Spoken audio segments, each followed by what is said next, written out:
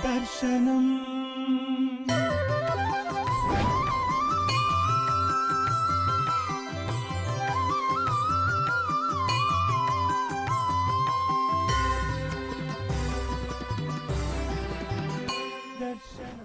వ్యాసాయ విష్ణురూపాయ వ్యాసరూపాయ విష్ణవే నమో బ్రహ్మనిధయే వాసిష్ఠాయ నమో నమః. సనాతన ధర్మం అంటేనే దానికి పర్యాయ పదం వ్యాస భగవానుడు, అదే ఆర్షధర్మం. ఇవాళ సనాతన ధర్మంలో వేదాలు, ఉపనిషత్తులు, పురాణాలు, రుక్కులు, ఉపపురాణాలు, ఇంకా అనేకమైనటువంటి శాస్త్రాలు, ఇవన్నీ ఏదైతే మనము సనాతన ధర్మంలో అంతర్భాగంగా ఇవాళ అనుకుంటున్నామో, ఇవన్నింటి సృష్టికర్త వ్యాస భగవానుడు. సాక్షాత్తు విష్ణు భగవానుడే వ్యాసుడిగా ఉద్భవించి మనకు వేల లక్షల ఏళ్ల క్రితమే ఈ సనాతన ధర్మంలో అంతర్భాగమైనటువంటి ఇంతటి సాహిత్యాన్ని అందించినటువంటి మహానుభావుడిని ప్రతి నిత్యము మనము పూజా విధానాల్లో కానీ, పారాయణాల్లో కానీ, ఇంకే రకమైనటువంటి స్తోత్రాల్లో కానీ అన్ని సందర్భాల్లో వ్యాస భగవానుడి యొక్క రచనలు కానీ, వ్యాస భగవానుడి యొక్క ఆ విరచితమైనటువంటి మరే ఇతరమైనటువంటి వైదిక సాహిత్యం కానీ మనం స్మరించని ఒక్క క్షణం కూడా ఉండదు. అలాంటి వ్యాస భగవానుడికి ఒక దివ్యమైన భవ్యమైనటువంటి క్షేత్రాన్ని నిర్మించి ఈ తరానికి, వచ్చే తరానికి వ్యాస భగవానుడి యొక్క తత్వాన్ని, వ్యాస భగవానుడి రచనలను, వ్యాస భగవానుడి యొక్క సమస్త వేదాంత సాహిత్యాన్ని అందించాలన్నటువంటి ఒక సత్సంకల్పంతో ఒక మహాపురుషుడు, భవగ్ని గురుదేవులు అనేటువంటి మహానుభావులు ఈ వ్యాస సాహిత్యాన్ని, వ్యాసతత్వాన్ని సంపూర్ణంగా ఔపాసన బట్టి ఆ వ్యాస భగవానుడి యొక్క తత్వాన్ని ఈ సమాజానికి అందించాలని మొట్టమొదటిసారిగా ప్రపంచంలోనే ఒక దివ్యమైన భవ్యమైనటువంటి ఈ క్షేత్రాన్ని, అదే భగవాన్ శ్రీ వేదవ్యాస సనాతన ధర్మ క్షేత్రాన్ని వారు ఎంతో శ్రమపడి ఒక ధర్మనిష్టగా నిర్మించారు. అనేక దేవాలయాలు ప్రపంచంలో ఉన్నాయి, అనేక దేవీ దేవతల ఆలయాలు కనిపిస్తాయి. కానీ సనాతన ధర్మానికి మూల పురుషుడు, సనాతన ధర్మానికి ఒక సృష్టికర్తగా కూడా భావించవచ్చు. అలాంటి వేదవ్యాసుడికి ఒక ప్రత్యేకమైనటువంటి ఆలయాన్ని నిర్మించాలనుకోవడమే ఒక అద్భుతమైనటువంటి విషయం. ఎన్ని యుగాలు గడిచినా వేదవ్యాసుణ్ణి మనం వ్యాస పౌర్ణమి రోజున, ఆషాఢశుద్ధ పౌర్ణమి రోజున గురు పౌర్ణమిగా తలుచుకుంటాం. కానీ ఒక దివ్యమైన భవ్యమైన ఆ భగవానుడి క్షేత్రాన్ని దర్శించాలంటే మనకు అవకాశం లేదు. అలాంటి అవకాశాన్ని, గొప్పనైనటువంటి సువర్ణ అవకాశాన్ని కల్పించారు భవగ్ని గురుదేవుల వారు. అలాంటి ఆ మహాపురుషుడి యొక్క సిద్ధ సంకల్పమే ఈ భగవాన్ వేదవ్యాస సనాతన ధర్మక్షేత్రం. ఈ క్షేత్రం చాలా అనేక ప్రత్యేకతలతో, అనేక విశిష్టతలతో, భారతదేశంలో ఉండే అనేకమైనటువంటి వాస్తురీతులు, ఉత్తరాది, దక్షిణాది, చోళులు, పల్లవులు, కాకతీయులు, రకరకాల పాలనలలో ఏ యొక్క ఆలయ వాస్తురీతిని అయితే వాళ్ళు నిర్మించారో అన్ని ఆలయ వాస్తులను కూడా సమన్వయపరిచి ఒక 3 అంతస్తుల్లో నేల నుంచి 108 అడుగుల ఆ కలశం వరకు కూడా 108 అడుగుల ఎత్తుతో ఈ భవ్యమైనటువంటి ఈ మందిరాన్ని, సనాతన ధర్మ క్షేత్రాన్ని వారు నిర్మించారు. ఆ క్షేత్రంలో వ్యాస భగవానుడి యొక్క గొప్పనైనటువంటి ఆ వ్యాస భగవానుడి యొక్క దివ్య భవ్యమైనటువంటి 11 అడుగుల విగ్రహమే కాకుండా ప్రత్యేకంగా వ్యాస భగవానుడి తత్వాన్ని, సాహిత్యాన్ని అందించే ఒక గ్రంథాలయం, ఒక ధ్యాన మందిరం, వ్యాస భగవానుడి యొక్క చూపుతో ఒక జ్యోతి మనందరిలో కూడా ఆధ్యాత్మిక తేజస్సును కలిగింపజేసే విధంగా, మనల్ని సమాధి స్థితిలోకి తీసుకుపోయి ఒక అలౌకిక అనుభూతిని కలిగించే విధంగా ఒక జ్యోతి మందిరం ప్రత్యేకంగా. అంతేకాకుండా ప్రత్యేకంగా వ్యాసుడి యొక్క జన్మ వృత్తాంతం, వ్యాసుడి యొక్క యుగ యుగాల్లో వ్యాస భగవానుడి యొక్క వైశిష్ట్యం అంతా తెలిపే ఒక ప్రత్యేకమైనటువంటి తత్వదర్శిని, వ్యాసతత్వదర్శిని అనేటువంటి ఒక 3D బొమ్మలతో ఏర్పాటు చేసిన అద్భుతమైనటువంటి ప్రదర్శనశాల. అంతేకాదు ఒక ప్రత్యేకమైనటువంటి ఒక డాక్యుమెంటరీని, వ్యాసుడి యొక్క సమస్తమైనటువంటి వృత్తాంతాన్ని తెలియజేసే ఒక ఆడియో విజువల్ స్టూడియోలో ఎవరైనా పరిశోధకులకు సరికొత్త జ్ఞానాన్ని వ్యాస భగవాను గురికి అందించే విధంగా అలా అన్ని రకాల వ్యాస భగవానుడి యొక్క సమస్తం తెలియజేసే అద్భుత అపురూపమైనటువంటి భారతదేశంలో కాదు ప్రపంచంలోనే సనాతన ధర్మాన్ని ఆచరించే ఆస్తికులందరూ తప్పనిసరిగా ఇక్కడికి విచ్చేసి వ్యాస భగవానుని దర్శించుకోవడమే కాదు, వ్యాస భగవానుని తత్వాన్ని అవలోకనం చేసుకోవడమే కాదు, అనునయించడమే కోసమే కాదు, సమస్త వ్యాస సాహిత్యాన్ని సమస్త వ్యాస వేదాంత దర్శనాలను ఇక్కడ పరిశోధించి భవిష్యత్తు తరాలకు అందించే విధంగా వారు గొప్పనైనటువంటి ఒక దార్శనికతను పొందడానికి ఒక ముఖ్య చిరునామాగా ఈ భగవాన్ వేదవ్యాస సనాతన ధర్మ క్షేత్రం విలసిల్లుతోంది, విలసిల్లబోతోంది. ఇంకొక 1000 సంవత్సరాల దాకా ఈ అద్భుత క్షేత్రం వ్యాస భగవానుడి యొక్క దివ్యమైనటువంటి ఆశీర్వానుగ్రహంతో పాటు వ్యాస భగవానుడి సమస్తాన్ని ఈ తరానికి అందించడానికి చిరునామాగా ఉన్నటువంటి ఈ దివ్య భవ్య ఆధ్యాత్మిక క్షేత్రం యొక్క విశేషాలను మనమందరము తెలుసుకుందాం. ఇప్పుడు ఆలయ ముఖద్వారం వద్ద మనం ఉన్నాం. ఆలయ ముఖద్వారం నుంచి దాదాపు 1.5 ఎకరం స్థలంలో ఆ వ్యాస భగవానుడి యొక్క ప్రత్యేకమైనటువంటి ఆలయం యొక్క విశేషాలను, ఆలయం యొక్క అనేకమైనటువంటి వివిధ రకాలైనటువంటి 3 అంతస్తుల్లో ఉండే విశేషాలను సమగ్రంగా తెలుసుకునే ప్రయత్నం చేద్దాం. ఆ వ్యాసుడి యొక్క ఆశీర్వానుగ్రహాన్ని మనమంతా పొందుదాం. భగవాన్ వ్యాస మహర్షి ఈ సనాతన ధర్మ క్షేత్రంలోకి మనం ఈ ముఖద్వారం గుండా వీడుతున్నాం. నా వెంట శ్రీ డాక్టర్ శంభూరావు గారు, అదేవిధంగా శ్రీ రాఘవేంద్రరావు గారు ఈ భవగ్ని గురుదేవులకు ఒక కుడిభుజంగా ఉంటూ మొదటి నుంచి కూడా పూర్వాశ్రమం నుంచి కూడా ఈ ఆలయ నిర్మాణ ప్రణాళికలో వారు సంపూర్ణంగా ఇందులో నిమగ్నమై ఒక సేవకుడిగా ఉంటూ అనేక కార్యక్రమాలను పర్యవేక్షిస్తున్నటువంటి రాఘవేంద్రరావు గారు ఉన్నారు. ఒకసారి వారితో కలిసి ఆలయ విశేషాలు తెలుసుకోవడానికి మనమంతా కూడా ఆలయంలోకి ప్రవేశిద్దాం. శ్రీ వ్యాసధర్మ క్షేత్రంలోకి అడుగిడగానే మనకు ఒక అద్భుతమైనటువంటి ఈ మధ్యలో ఈ ప్రాంగణంలోనే ఈ అద్భుతమైన వనం మనకు కనిపిస్తుంది. ఇదే తులసి వనం. ఇక్కడ ఈ వ్యాసధర్మ క్షేత్రం ప్రతిష్టాపన మహోత్సవాల్లో భాగంగా పంచాన్నిక దీక్షతో 9 కుండాలతో ఇక్కడ వైదిక కార్యక్రమాలు నిర్వహించారు, హోమాలు నిర్వహించారు. ఆ ప్రాంగణం పూర్తిగా పవిత్రంగా శాశ్వతంగా ఉండాలన్న ఆలోచనతో భవగ్ని మహర్షి గారు ఈ ప్రాంగణంలోనే ఈ ప్రాంతాన్ని ఏదైతే వైదిక కార్యక్రమాలు ప్రతిష్టా మహోత్సవం సందర్భంగా జరిగాయో దాన్నే తులసీవనంగా తీర్చిదిద్దారు. ఈ చక్కని ఈ ఆహ్లాదకరమైనటువంటి పచ్చటి బయళ్ల మధ్య అన్ని పళ్ళ చెట్లు, విభిన్న రకాలైనటువంటి పూల చెట్లతో పాటుగా ప్రత్యేకంగా తులసీవనం ఉంది. అంటే వ్యాస భగవానుడికి ప్రతిరోజు చేసే నిత్యార్చనలో ఈ ప్రాంగణంలో ఉండే తులసీవనం నుంచే ఫలాలు, పుష్పాలు, పత్రి ఇవన్నీ ఇక్కడి నుంచే వారిని స్వామిని అర్చించడానికి తీసుకువెళ్ళాలి, బయట నుంచి ఎక్కడి నుంచి కూడా తీసుకురావద్దు అన్న సంకల్పంతో ఆలయ ప్రాంగణంలోనే ఈ దివ్యమైనటువంటి తులసీవనం ఉంది. తులసీవనానికి ఒక వైపున సుందరమైనటువంటి చూసాం కదా ఈ 4 అంతస్తుల్లో ఇక్కడ వారందరూ నివాసం ఉండడానికి ఉంది. తర్వాత మరొక నిర్మాణం ఇటువైపు అవుతోంది. భవిష్యత్తులో ఇక్కడ భోజన వసతి, అన్నదానముతో పాటుగా ఇంకా వసతికి కూడా ఏర్పాట్లు చేయబోతూ ఉన్నారు. ఈ ప్రాంగణానికి వెనక వైపున పక్క అటు కృష్ణానది, అటు పక్కన కృష్ణానది తీరం ఉంది. వెనక వైపు ప్రత్యేకమైనటువంటి కొండలు ఉన్నాయి. ఆ కొండలైతే నిజంగా సహజ సిద్ధమైనటువంటి కొండలు. అందుకే వ్యాసుడు ఈ స్థలాన్ని ఎంచుకొని తను ఇక్కడ వెలయడానికి ప్రత్యేకంగా ఈ స్థలాన్ని ఎంచుకున్నాడా అన్నట్టుగా ప్రకృతి సిద్ధమైనటువంటి పర్వత శ్రేణి ఉంది. ఆ పర్వత శ్రేణి అయితే గర్భాలయానికి అభిముఖంగా ఒక కొండ, ఆ కొండ వ్యాసుని రూపంలోనే కనిపిస్తుంది. ఇలా విభిన్నమైనటువంటి ప్రత్యేకతలు, విశిష్టతలతో ఈ భగవాన్ వ్యాస సనాతన ధర్మ క్షేత్రం అత్యద్భుతమైనటువంటి ఒక దివ్య భవ్య క్షేత్రంగా విరాజిల్లుతుంది.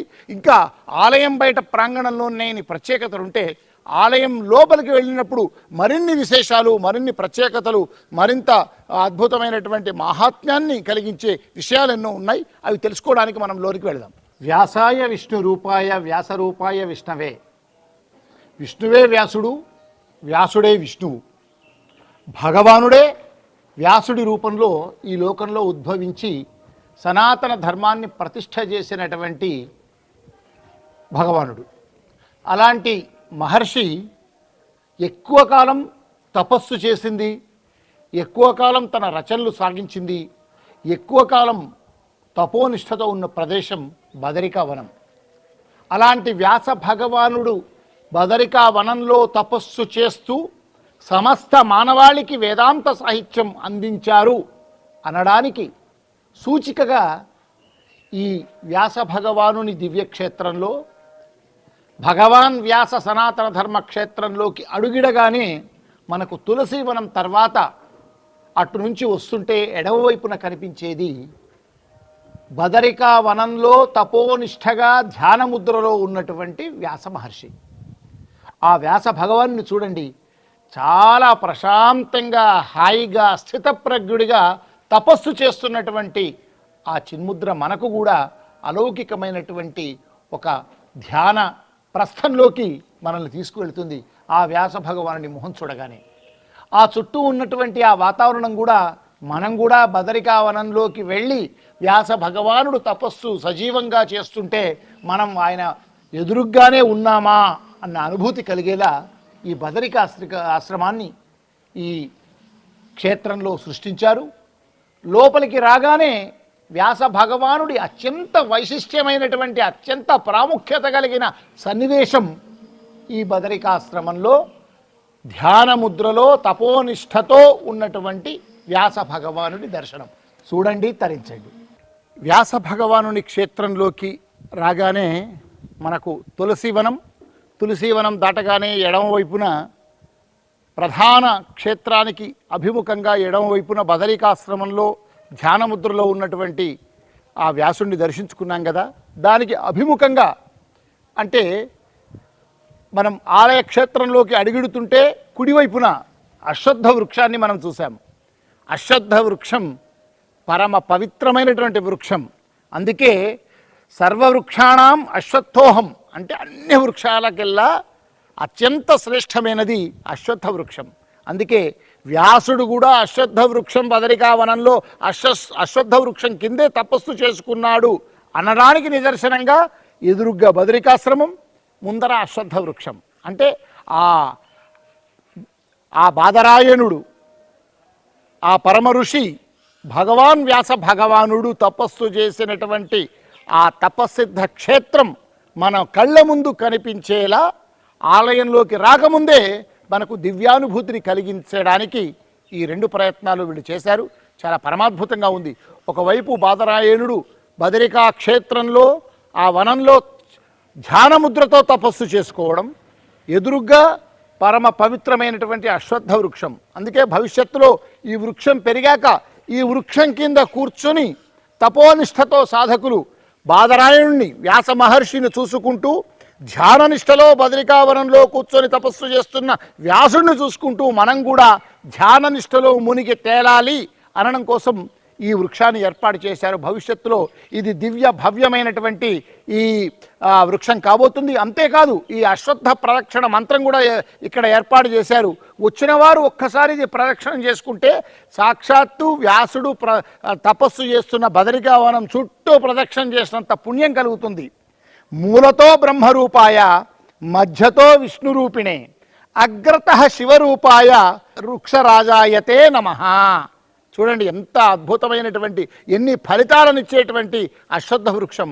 అలాంటి అశ్వత్థ వృక్షం చుట్టూ ప్రదక్షిణ చేస్తూ ఈ మంత్రాన్ని చేస్తూ మనం మన జన్మరాహిత్యాన్ని పొందడం కోసం భవగ్ని గారు చేసినటువంటి గొప్పనైనటువంటి దివ్యక్షేత్రంలో ఈ రెండు ఆలయంలోకి అడిగిడగానే మనం దర్శించుకొని ఒక భాగ్యాన్ని పొందడానికి అవకాశం ఉండే ఏర్పాట్లున్నాయి. ప్రతి ఒక్కరూ ఈ క్షేత్రంలోకి అడుగిడగానే ఈ దివ్యానుభూతిని పొందుతారని మేము ఆశిస్తూ ఉన్నాం. చూశారు కదా, మనం ఏదైతే తులసి వనం పంచాన్నిక దీక్షతో నవకుండాత్మక వైదిక కార్యక్రమాలు నిర్వహించి హోమాలు చేసిన ప్రతిష్టా కార్యక్రమానికి ప్రతీకగా ఏదైతే తులసి వనాన్ని నిర్మించారో ఆ తులసి వనానికి ఆలయ క్షేత్ర ప్రతిష్ఠ యొక్క శిలాఫలకాన్ని కూడా ఆచంద్ర తారార్కం ఉండేలా ఇక్కడ రూపొందించారు. భగవాన్ శ్రీ వేదవ్యాస సనాతన ధర్మక్షేత్రం, వైకుంఠపురం, అమరావతి మండలం, పల్నాడు జిల్లా, ఆంధ్రప్రదేశ్. స్వస్తి శ్రీ చాంద్రమానేన శుభకృతనామ సంవత్సర మాఘమాస భీష్మ ఏకాదశి పర్వదినమున అనగా 1-2-2023 బుధవారం ఉదయం సరిగ్గా 9:23 మృగశిర నక్షత్రయుక్త మీనలగ్నమున భవగ్ని మర్మయోగ విద్యాలయ స్థాపకులు పూజ్యశ్రీ భవగ్ని గురుదంపతుల అమృత హస్తములతో భగవాన్ శ్రీ వేదవ్యాసుల వారి శిలా విగ్రహము, పంచలోహ విగ్రహము, విజయగణపతి విగ్రహముల ప్రతిష్ఠ, మహాకుంభాభిషేకాది కార్యక్రమములు, మూల విరాట్టుకు వ్యాసదేవ నామకరణము జరిగినది ఆ రోజున. అలాగే ప్రతిష్టాచార్యులు యాజ్ఞిక బ్రహ్మగా బ్రహ్మశ్రీ నందివెలుగు శ్రీ బాలాజీ గురుకుల్ గారు రేపల్ల వాస్తవ్యుల యొక్క వైదిక నిర్వహణలో ఈ కార్యక్రమం జరిగింది. ఈ తులసి వనం ఎక్కడైతే వైదిక కార్యక్రమాలు జరిగాయో అదే ప్రతిష్టాపన శిలాఫలకాన్ని కూడా ఇక్కడ వచ్చే వారందరికీ ఎన్నో ఏళ్ల పాటు అందరూ గుర్తుంచుకొని వారందరికీ తెలిసే విధంగా ఈ శిలాఫలకాన్ని ప్రత్యేకంగా ఏర్పాటు చేశారు. భగవాన్ శ్రీ వేదవ్యాస సనాతన ధర్మ క్షేత్రానికి ప్రధానమైనటువంటి ఆలయం ఏదైతే ఉందో ఆ ఆలయానికి మార్గం ఈ 18 మెట్లు. ఈ 18 మెట్లు ప్రత్యేకంగా వేదవ్యాసుడు రచించినటువంటి అష్టాదశ పురాణాలకు ప్రతీకగా ఈ 18 మెట్లుగా ప్రతీకలుగా చూపారు. అంతేకాదు సాక్షాత్తు శ్రీకృష్ణ భగవానుడు అర్జునుడికి ఉపదేశించినటువంటి శ్రీ భగవానువాచ అని మనం అందులో భగవద్గీతలో చెప్తాము. అందుకే ఆ భగవద్గీతలో కూడా అధ్యాయాలు 18. ఆ 18 అధ్యాయాలకు 18 పురాణాలకు ఆ వేదవ్యాసుడిని స్మరించుకోవడానికి ప్రధానంగా ఈ వేదవ్యాస సనాతన ధర్మక్షేత్రాన్ని 18 మెట్ల దారిగా చూపించారు. అంటే దీని సారాంశం ఏమంటే ఈ క్షేత్ర ప్రాంగణంలోకి అడుగిడగానే మొత్తం వేదవ్యాసులను ఏదో ఒక రకంగా స్మరించుకునే అవకాశం, స్మరించుకునేటువంటి వీలు కలిగేట్టుగా ఇక్కడ రూపకల్పన చేశారు. అందుకే ఈ 18 మెట్ల యొక్క ప్రాధాన్యత. ఇకపోతే 18 మెట్లు ఎక్కి పైకి రాగానే 4 స్తంభాలు ఉన్నాయి. చాలా పెద్దలైనటువంటి స్తంభాలు.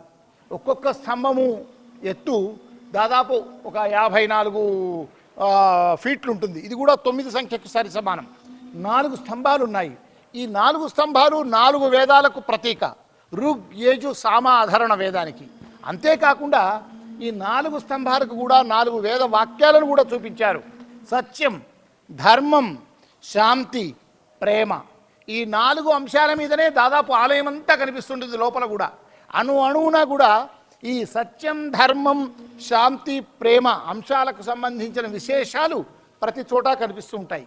అంతేకాదు ఈ మొత్తం 4 స్తంభాలకు కూడా ప్రత్యేకమైనటువంటి వేద వాక్యాలను అందులో మనకు చూపించారు. ఏకమేవ ద్వితీయం బ్రహ్మ, ఒక ఉపనిషత్తు వాక్యం. ఇక్కడ సర్వం కల్విదం బ్రహ్మ, అదొక ఉపనిషత్తు వాక్యం. అంతేకాకుండా ఇక్కడ సత్యం వద ధర్మం చెర, ఇది తైత్రీయోపనిషత్తులో ఉండేటువంటి ఒక మహావాక్యం. ఇలా అనేక ఉపనిషత్ వాక్యాలు. ఇక్కడ తత్వమసి, మన శంకర అద్వైతంలో ప్రధానమైనటువంటిది తత్వమసి. మహాభగవాన్ వేదవ్యాసుడి యొక్క ఉపనిషత్తుల్లోని ఒక గొప్పైన వాక్యం. అహం బ్రహ్మాస్మి, 4 వేదాల్లో 4 వాక్యాలకు సంబంధించింది. ఇక్కడ ఇదం సర్వం యదయమాత్మ, ఇది కూడా బృహతోపనిషత్తులోంచి వచ్చినటువంటి మహావాక్యం. ప్రజ్ఞానం బ్రహ్మ, ఇది అదొక ఉపనిషత్ వాక్యం. ఇంకా అయమాత్మ బ్రహ్మ. ఇకపోతే అసతోమా సద్గమయ, తమసోమా జ్యోతిర్గమయ, మృత్యోర్మా అమృతంగమయ, ఓం శాంతి శాంతి శాంతి. ఇది కూడా ఉపనిషత్తులో మనం నిత్యము స్మరించుకునే గొప్పనైనటువంటి వాక్యాలు.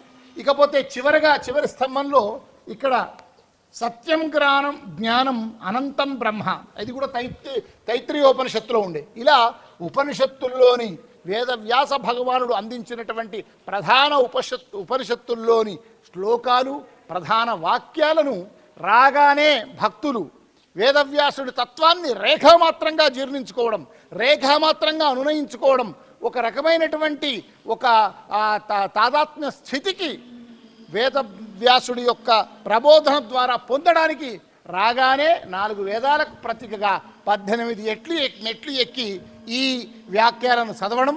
అంతేకాకుండా 18 మెట్లకు 2 వైపులా ఉపమండపాలు ఉన్నాయి. ఈ వాక్యాలు చదివిన వారు కొద్దిసేపైనా వేదవ్యాసుని ధ్యానం చేసుకోవాలి. అటువైపు బాదరాయణుడు బదరికా వనంలో తపస్సు చేసుకుంటున్నటువంటి తపోదీక్షలో ఉన్నటువంటి వ్యాసుడు, ముందర అశ్వత్థ వృక్షం, ఈ వృక్షముకు ముందు కూర్చోనైనా ఈ వాక్యాలను పఠిస్తూ వేదవ్యాసుణ్ణి ధ్యానం చేసుకోవచ్చు. అటు అక్కడ బదరికా తపోదీక్షలో ఉన్నటువంటి ధ్యానముద్రలో ఉన్నటువంటి అక్కడ ఆ వ్యాసుడినైనా స్మరించుకోవచ్చు. అన్నింటికీ మించి అక్కడ ప్రధానమైనటువంటి మార్గం నుంచి, స్వాగత మార్గం నుంచి లోపలికి వస్తూ ఉంటే ఇక్కడ ప్రధాన మార్గం రాజమార్గం మీద కూడా వ్యాస భగవానుడు అభయముద్రతో అందరికీ కూడా చాలా ఒక అలౌకిక అనుభూతితో స్వాగతాన్ని తెలిపే విధంగా అక్కడ వ్యాసుడు మనల్నందరికీ అభయముద్రతో అనుగ్రహిస్తున్నాడు. ఈ ఆలయ ప్రాంగణంలోని ప్రధాన ద్వారం పైన ఇలా అటువైపున 2 సింహాలు ఉన్నాయి.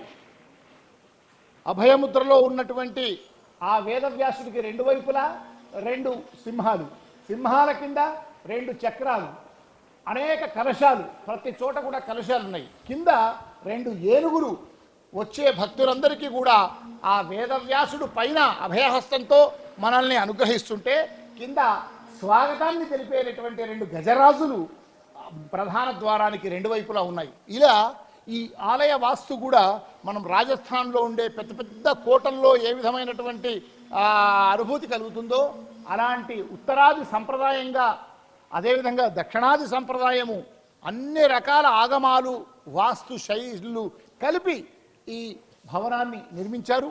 మొత్తం నేల నుంచి 108 అడుగుల ఎత్తున కలశం, అంటే నేల నుంచి ప్రధానమైనటువంటి గర్భాలయం పైన ఉన్నటువంటి కలశము 108 అడుగుల్లో ఉంటుంది. ఇది 3 అంతస్తుల్లో ఉంది. కింద సెల్లార్ ఉంది. కింది అంతస్తు నుంచి పైదాకా 108 అడుగులు, కింది నుంచి పై వరకు 72 అడుగులు మొదటి అంతస్తు నుంచి.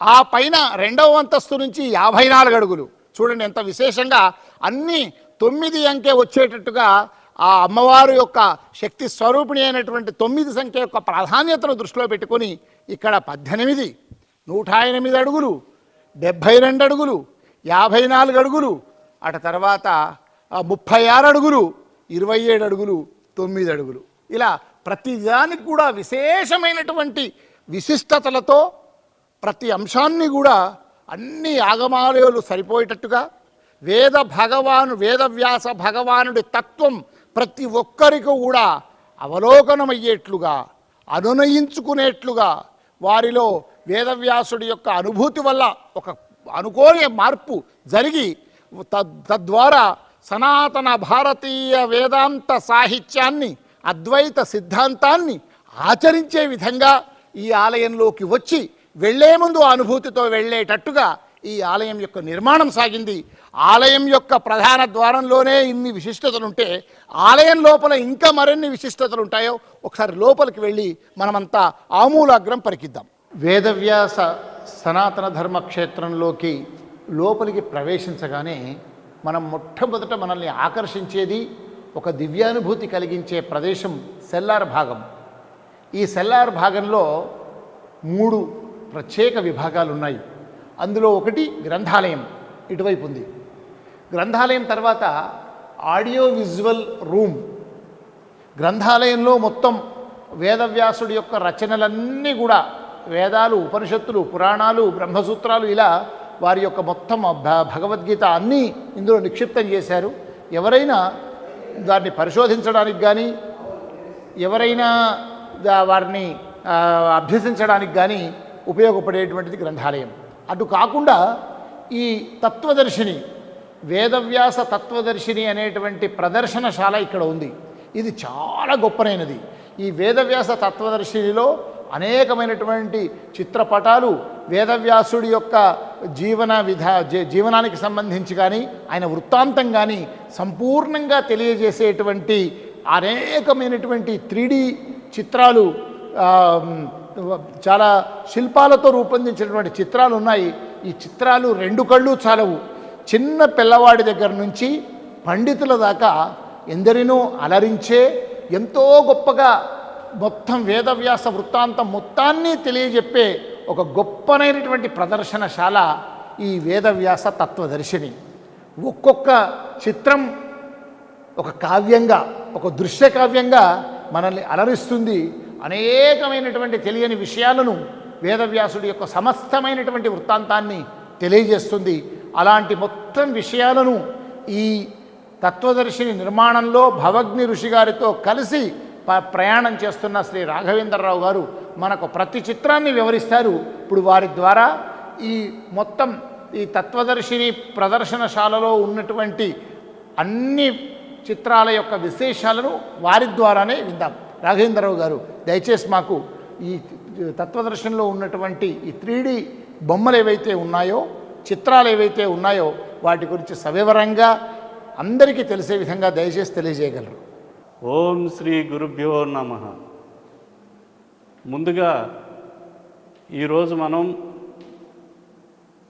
అమరావతి మండలం వైకుంఠపురం గ్రామంలో నిర్మితమై ఉన్నటువంటి భగవాన్ శ్రీ వేదవ్యాస సనాతన ధర్మక్షేత్రంలో ఉన్నాం. భగవాన్ శ్రీ వేదవ్యాసుల వారి యొక్క అవతార తత్వాన్ని, వారు అందించినటువంటి జ్ఞానాన్ని లోకానికి అందించడం కోసం పూజ్యశ్రీ భవగ్ని గురుదేవుల యొక్క సంకల్పంతో ఈ భగవాన్ శ్రీ వేదవ్యాస సనాతన ధర్మక్షేత్రం నిర్మించడం జరిగింది. ఈ ధర్మక్షేత్రంలో మనం ఇప్పుడు సెల్లార్లో ఉన్నాం.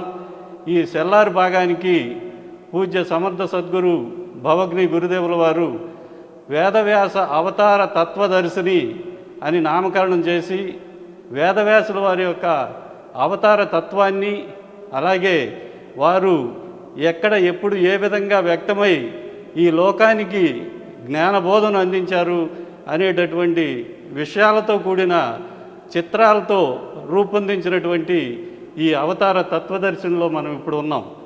ముందుగా మనం ఈ అవతార తత్వదర్శనంలో ఏర్పాటు చేసినటువంటి ఒక దృశ్యాన్ని, ఒక చిత్రపటాన్ని మనం ఇక్కడ తిలకిస్తున్నాం. ఈ చిత్రపటం ద్వారా మనం ఈ చిత్రపటంలో ఉన్నది మరి బ్రహ్మజ్ఞాని, మరి తత్వజ్ఞాని అయినటువంటి పరాశర మహర్షి వారు, అలాగే సత్యవతి మాత పడవలో ప్రయాణం చేస్తున్నటువంటి చిత్రాన్ని ఇక్కడ మనం చూస్తున్నాం. ఈ పరాశర మహర్షి, సత్యవతి మాత ప్రయాణిస్తున్నటువంటి ఈ శుభ సందర్భంలో బ్రహ్మజ్ఞాని, తత్వదర్శి అయినటువంటి మరి పరాశర మహర్షి వారికి ఆ యొక్క దివ్య సంకల్పం కలగటం, ఈ సందర్భంలో ఒక అవతార పురుషుడు అవతారాన్ని తీసుకోవాల్సినటువంటి సమయం ఆసన్నమైంది అని చెప్పి వారికి స్ఫురించడం, ఆ సందర్భంలో సత్యవతి మాతతో వారు ఈ అద్భుతమైనటువంటి విషయాన్ని తెలియపరచగా సత్యవతి మాత అంగీకారంతో మరి వారు అద్భుతమైనటువంటి అవతార పురుషుడికి జన్మనిచ్చినటువంటి సందర్భాన్ని మనం ఇక్కడ తిలకిస్తున్నాం. ఇప్పుడు మనం అవతార తత్వదర్శనంలో ఉన్నటువంటి మరొక చిత్రపటం గురించి తెలుసుకోబోతున్నాం. ఈ చిత్రపటంలో భగవాన్ శ్రీ వేదవ్యాసుల వారికి జన్మనిచ్చినటువంటి తల్లిదండ్రులు మరి పరాశర మహర్షి వారు, అలాగే సత్యవతి మాత, మరి 16 సంవత్సరాల బాలుడిగా ఉన్నటువంటి భగవాన్ శ్రీ వేదవ్యాసుల వారి చిత్రపటాన్ని మనం ఇక్కడ తిలకిస్తున్నాం. ఈ చిత్రపటంలో మనకు మరి 16 సంవత్సరాల బాలుడిగా మరి జన్మ తీసుకున్నటువంటి వేదవ్యాసుల వారు తల్లిదండ్రుల యొక్క ఆశీర్వాదం పొందటం, అలాగే సకల దేవతల యొక్క ఆశీర్వాదం పొందటం, అనంతరం వారు ధ్యానానికి హిమాలయాలకి వెళ్ళినటువంటి సందర్భంలో తల్లిదండ్రుల ఆశీర్వచనాన్ని పొందినటువంటి దృశ్యాన్ని మనం ఈ చిత్రపటంలో దర్శిస్తున్నాం. ఇప్పుడు మనం భగవాన్ శ్రీ వేదవ్యాసుల వారు తల్లిదండ్రుల ఆశీర్వాదంతో తపోదీక్షకు వెళ్ళి హిమాలయాల్లో తపస్సు చేసుకున్నటువంటి దృశ్యాన్ని మనం ఇక్కడ తిలకిస్తున్నాం. వారు హిమాలయాల్లోని బదరికాశ్రమంలో వారు తపోదీక్షలో ఉండి మరి సకల వేదాలను సకల శాస్త్రాలను కూడా మనకు అందించినటువంటి ఈ దృశ్యాన్ని మనం ఇక్కడ తిలకిస్తున్నాం. అలాగే ఈ తపస్సు చేసుకుంటూ సమస్త వాంగ్మయాన్ని కూడా మనకు అందించినటువంటి ఈ దృశ్యాన్ని మనం ఇక్కడ తిలకిస్తున్నాం.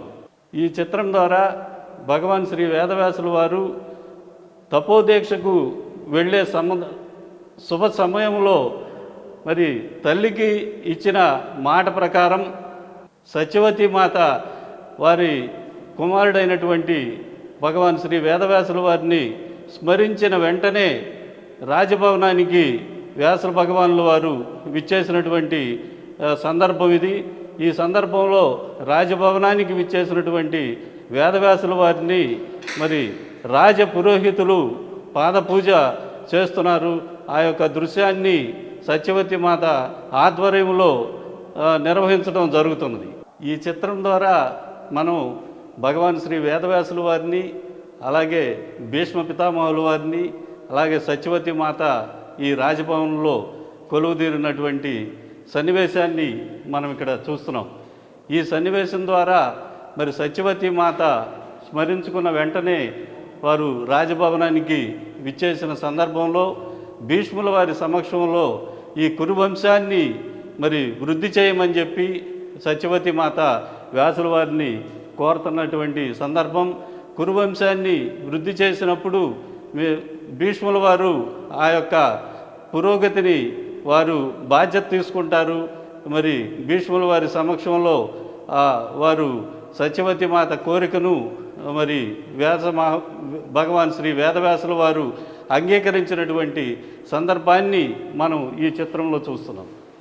ఇక్కడ మనం చూస్తున్నటువంటి అద్భుతమైన దృశ్యం ద్వారా ముఖ్యమైనటువంటి ఒక విషయాన్ని తెలుసుకోబోతున్నాం. ఈ చిత్రంలో భగవాన్ శ్రీ వేదవ్యాసుల వారు, అలాగే ధృతరాష్ట్రుల వారు, మరి గాంధారిని ఇక్కడ మనం దర్శించవచ్చు. గాంధారికి గర్భస్రావమైనటువంటి సమయంలో అది దివ్య దృష్టితో చూసినటువంటి వ్యాసుల వారు వారు ఇచ్చినటువంటి మాటను నిలబెట్టుకోవటం కోసం 100 మంది కౌరవులకి జన్మను ప్రసాదించడం కోసం భగవాన్ శ్రీ వేదవ్యాసుల వారు ఆ యొక్క సన్నివేశంలో ప్రత్యక్షమై గర్భస్రావమైనటువంటి ఆ పిండాన్ని 100 కుండల్లో భద్రపరిచి మరి గాంధారికి ఇచ్చినటువంటి ఆ యొక్క మాటను నిలబెట్టుకుని 100 కౌరవులకు జన్మను ప్రసాదించినటువంటి సన్నివేశాన్ని మనం ఇక్కడ తిలకిస్తున్నాం.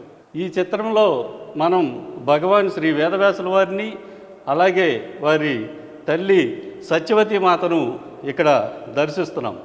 మరి మహాభారత సంగ్రామం జరుగుతున్న సమయంలోనే మరి భగవాన్ శ్రీ వేదవ్యాసుల వారు తల్లి దగ్గరకు విచ్చేసి రానున్న రోజులు ఇంకా అతి దుర్భరంగా ఉంటాయి కాబట్టి అమ్మ మీరు తపోవనానికి వెళ్ళి మరి తపస్సును ఆచరించి మీ జన్మను సఫలం చేసుకోండి, మీ యొక్క జీవితాన్ని నిశ్చింతగా గడపండి అని చెప్పి తల్లికి బోధ చేస్తున్నటువంటి సన్నివేశాన్ని మనం ఇక్కడ తిలకిస్తున్నాం.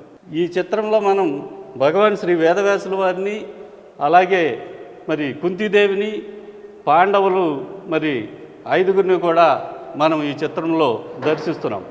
ఈ సన్నివేశంలో మరి కౌరవులు వారి సోదరులు అనేటువంటి పాండవులు నివసించేటటువంటి లక్కా గృహ దహనం అనంతరం మరి వారికి దిక్కుతోచని పరిస్థితుల్లో తల్లి కుంతీదేవితో కలిసి అడవి మార్గాన ప్రయాణిస్తున్నటువంటి సందర్భంలో స్వయంగా భగవాన్ వేదవ్యాసుల వారు ఆ అడవిలో వారికి ప్రత్యక్ష దర్శనాన్ని కల్పించి మరి వారికి దిశా నిర్దేశం చేసినటువంటి సన్నివేశం మనం ఈ చిత్రం ద్వారా తెలుసుకుంటున్నాం. ఈ చిత్రంలో కూడా మనం భగవాన్ శ్రీ వేదవ్యాసుల వారిని, అలాగే పంచ పాండవుల్ని కూడా ఇక్కడ దర్శిస్తున్నాం. వారు లక్కాగృహ దహనం అనంతరం వ్యాసుల వారి చూసిన మేరకు మరి అడవి మార్గంలో ప్రయాణిస్తున్నటువంటి సందర్భంలో వ్యాసుల వారు చెప్పినటువంటి సూచనలను పరిగణలోకి తీసుకుని వారు ఏకఛత్రపురానికి వెళ్ళటం, అక్కడ ఒక బ్రాహ్మణుని నివాసంలో మారువేషాలతో వారు జీవిస్తున్నటువంటి సందర్భంలో భగవాన్ శ్రీ వేదవ్యాసుల వారు మరలా ఆ యొక్క ఏకచిత్రపురంలోని ఆ బ్రాహ్మణుని గృహానికి వెళ్ళటం, అక్కడ మరలా వారికి దిశానిర్దేశం చేసి మీరు ఇక్కడ నుంచి ద్రౌపదిని రాజభవనానికి వెళ్ళండి అని చెప్పి వారికి తెలియపరిచినటువంటి సందర్భాన్ని, ఆ యొక్క బోధను మనం ఈ చిత్రం ద్వారా తెలుసుకుంటున్నాం. ఈ చిత్రంలో మనం భగవాన్ శ్రీ వేదవ్యాసుల వారిని అలాగే వేదవతి వేదనిధి దంపతులను మనం ఇక్కడ తిలకిస్తున్నాం. ఇది అతి ముఖ్యమైనటువంటి ఒక లోతైనటువంటి మరి జ్ఞానపరమైనటువంటి విషయాన్ని మనం ఈ చిత్రపటం ద్వారా తెలుసుకోబోతున్నాం. మరి ఇక్కడ కాశీపట్టణంలో నివసిస్తున్నటువంటి వేదవతి వేదనిధి దంపతులకు భగవాన్ శ్రీ వేదవ్యాసుల వారు దర్శన భాగ్యాన్ని కల్పించి వేదవతి వేదనిధి దంపతుల ఆహ్వానం మేరకు వారి గృహానికి విచ్చేయటం, వారిచ్చినటువంటి ఆతిథ్యాన్ని స్వీకరించి వారి కోరిన కోరికను నెరవేర్చి వారికి పుత్ర సంతానాన్ని ప్రాప్తింపజేసినటువంటి సందర్భం ఇక్కడ. అలాగే వారు కోరిన కోరిక నెరవేర్చిన అనంతరం వేదవతి వేదనిధి దంపతులు భగవాన్ శ్రీ వేదవ్యాసుల వారిని మరలా మిమ్మలను ఎప్పుడు ఎక్కడ ఏ విధంగా దర్శించుకోవచ్చు, మీ దర్శన భాగ్యం మరల మాకు ఏ విధంగా కలుగుతుంది అని చెప్పి వారు అడిగినటువంటి సందర్భంలో భగవాన్ శ్రీ వేదవ్యాసుల వారు ఎక్కడైతే నేను అందించినటువంటి జ్ఞానం యథాతథంగా బోధించబడుతుందో అక్కడ నేను మరి నిక్షిప్తమై ఉంటాను. ఆ జ్ఞానబోధ చేస్తున్నటువంటి వ్యక్తి రూపంలోనే మీరు నన్ను దర్శించవచ్చు, అక్కడ నేను కొలువుదీరి ఉంటాను అని చెప్పి ఆ విధంగా నన్ను దర్శించుకోండి అని చెప్పి వేదవతి వేదనిధి దంపతులకు అతి సూక్ష్మమైనటువంటి రహస్యమైనటువంటి భగవాన్ శ్రీ వేదవ్యాసుల వారిని మరలా దర్శించుకునేటటువంటి విషయాన్ని సూక్ష్మంగా మనకు తెలియపరిచినటువంటి సన్నివేశం ఇక్కడ మనం దర్శిస్తున్నాం. భగవాన్ శ్రీ వేదవ్యాసుల వారిని అలాగే ధృతరాష్ట్రుల వారిని మనం తిలకిస్తున్నాం. ధృతరాష్ట్రుల యొక్క మందిరానికి భగవాన్ శ్రీ వేదవ్యాసుల వారు విచ్చేసినటువంటి సందర్భం ఇది. ముఖ్యంగా మహాభారత సంగ్రామానికి సన్నాహకాలు జరుగుతున్నటువంటి సమయంలో ధృతరాష్ట్రుని వద్దకు విచ్చేసి భగవాన్ శ్రీ వేదవ్యాసుల వారు మరి నీ పుత్రుడికి తెలియపరచు, మరి జరగబోయేటటువంటి సంగ్రామం మరి మంచిది కాదు, దాన్ని ఏ విధంగానైనా సరే నీ పుత్రుడికి తెలియపరిచి దాన్ని నిర్వహింపచేయి అని చెప్పి భగవాన్ శ్రీ వేదవ్యాసుల వారు ధృతరాష్ట్రునికి తెలియపరుస్తున్నటువంటి సందర్భం ఇది. ఈ చిత్రంలో మనం భగవాన్ శ్రీ వేదవ్యాసుల వారిని అలాగే నారద మహర్షుల వారిని తిలకిస్తున్నాం. మరి భగవాన్ శ్రీ వేదవ్యాసుల వారు అనేక రకాలైనటువంటి గ్రంథాలను రచించి మానవాళికి అందించారు. మహాభారతాన్ని అలాగే శ్రీమద్ భాగవతాన్ని, మరి అష్టాదశ పురాణాలను అలాగే బ్రహ్మసూత్రాలను అందించారు. అయినా కూడా వారు సంతృప్తి చెందక వారి ఆశ్రమంలో ఉన్నటువంటి సందర్భంలో మరి నారద మహర్షి అక్కడికి విచ్చేసి మీరు ఈ లోకానికి ఎంతో జ్ఞాన సంబంధమైనటువంటి గ్రంథాలను అందించారు, వాటితో పాటు శ్రీమద్ భాగవతాన్ని కూడా అందించినట్లయితే భగవంతుని యొక్క లీలా విశేషాలు కూడా భక్తులకు తెలుస్తాయి. ఆ విధంగా మీరు ఈ లోకానికి సంపూర్ణమైనటువంటి జ్ఞానాన్ని అందించినటువంటి అవకాశం ఏర్పడుతుంది. కాబట్టి మీరు శ్రీమద్ భాగవతాన్ని కూడా లోకానికి అందించమని చెప్పి తెలియపరిచినటువంటి సన్నివేశం ఇది. భగవాన్ శ్రీ వేదవ్యాసుల వారు అలాగే ఇక్కడ ధర్మరాజుని మనం తిలకించవచ్చు. ధర్మరాజుకి జ్ఞానబోధన చేస్తున్నటువంటి సన్నివేశం ఇది. ప్రతి స్మృతి విద్యను భగవాన్ శ్రీ వేదవ్యాసుల వారు ధర్మరాజుకి బోధిస్తున్నారు. ఆ విధంగా ప్రతి స్మృతి విద్యను భగవాన్ శ్రీ వేదవ్యాసుల వారి నుంచి ధర్మరాజు మరి పొందినటువంటి సన్నివేశం ఇది. ధర్మరాజు కృతజ్ఞతలు తెలియజేసుకుంటున్నారు ఈ సందర్భంగా ప్రతి స్మృతి విద్యను అందించినటువంటి భగవాన్ శ్రీ వేదవ్యాసుల వారికి. ఇక్కడ ఈ చిత్రంలో మనం భగవాన్ శ్రీ వేదవ్యాసుల వారిని అలాగే ధృతరాష్ట్రుడిని సంజయుడిని తిలకించవచ్చు. ఈ ధృతరాష్ట్రుడి యొక్క మందిరంలో మహాభారత సంగ్రామం జరగబోతున్నటువంటి కొద్ది రోజుల ముందు ఆ యొక్క సంగ్రామాన్ని మరి ధృతరాష్ట్రుడికి తెలియపరచడం కోసం సంజయునికి దివ్య దృష్టిని ప్రసాదిస్తున్నటువంటి భగవాన్ శ్రీ వేదవ్యాసుల వారిని మనం ఇక్కడ తిలకించవచ్చు.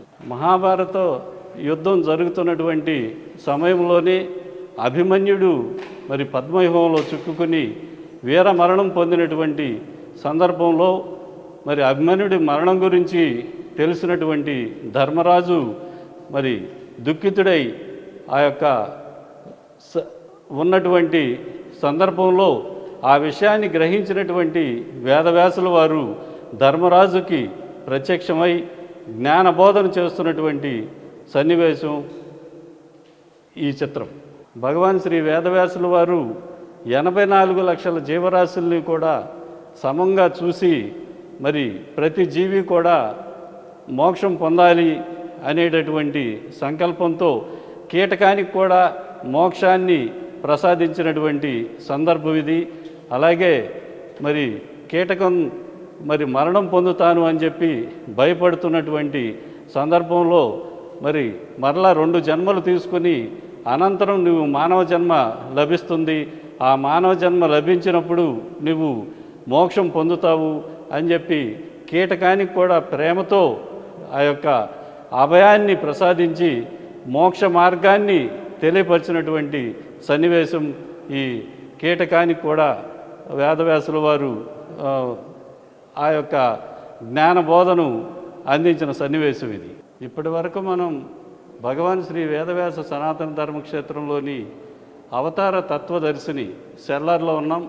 ఈ సెల్లార్లో ఏర్పాటు చేసినటువంటి వేదవ్యాసుల వారి యొక్క అవతార తత్వం గురించి మనం ఒక్కొక్క చిత్రపటాన్ని దర్శిస్తూ ఆ చిత్రపటం ద్వారా భగవాన్ శ్రీ వేదవ్యాసుల వారు ఈ లోకానికి ఏమైతే దిశ నిర్దేశం చేస్తూ మరి బ్రహ్మజ్ఞానాన్ని ఆత్మబోధను అందించడం కోసం ఈ లోకాన్ని ఉద్ధరించడం కోసం వారందరినీ కూడా ఏ విధంగా ఎక్కడెక్కడ ఏ సందర్భాలలో ప్రత్యక్షమై జ్ఞానబోధను అందిస్తూ ఆ యొక్క మర్మాన్ని మనందరికీ తెలియపరిచారో ఆ సన్నివేశాలతో కూడినటువంటి చిత్రమాలికను మనం ఇప్పుడు దర్శించాం. ఇప్పటి వరకు ఇంతటి మహత్తరమైనటువంటి అవకాశాన్ని కల్పించినటువంటి పూజ్య గురుదేవులకు అలాగే దర్శన్ టీవీ వారికి కూడా ఈ సందర్భంగా భగవాన్ శ్రీ వేదవ్యాస సనాతన ధర్మక్షేత్రం తరపున పూజ్య గురుదేవుల యొక్క శిష్యులు అందరూ కూడా భవగిరి కుటుంబం అంతా కూడా గురుదేవులకు భగవాన్ శ్రీ వేదవ్యాసుల వారికి హృదయపూర్వకంగా నమస్కరించడమే కాకుండా దర్శన్ టీవీ వారికి కూడా ప్రత్యేకమైనటువంటి కృతజ్ఞతలు అభినందనలు తెలియజేసుకుంటున్నాం. ఓం శ్రీ గురుభ్యో నమః. ఓం శ్రీ వ్యాసదేవాయ నమః. ఇక్కడ ఒక పవిత్రమైన తత్వదర్శినిలో వ్యాసుల వారు తమ శిష్యులతో కూర్చుని ఆసీనులై వారికి తత్వబోధ చేస్తున్నట్టుగా మనం ఇక్కడ ఈ యొక్క ప్రదేశాన్ని మనం చూస్తున్నాం. మనం ప్రతి చోట శంకరాచార్యులు వారు నలుగురి శిష్యులతో మనం ఉండడం చూస్తూ ఉంటాం. ఒకడు పద్మపాదాచార్యులు, సురేశ్వరాచార్యులు, అస్తామలకుడు, తోటకాచార్యులు. ఇక్కడ కూడా వ్యాసుల వారికి నలుగురినే చూపిస్తారు. పైలుడు, వైశంపాయనుడు, జైమిని అండ్ సుమంతుడు. కానీ ఈ తత్వదర్శినిలో మనం వ్యాసుల వారు సూతుడికి మహాభారతం పురాణాలు చెప్పారు, శుకుడికి భాగవతం చెప్పారు.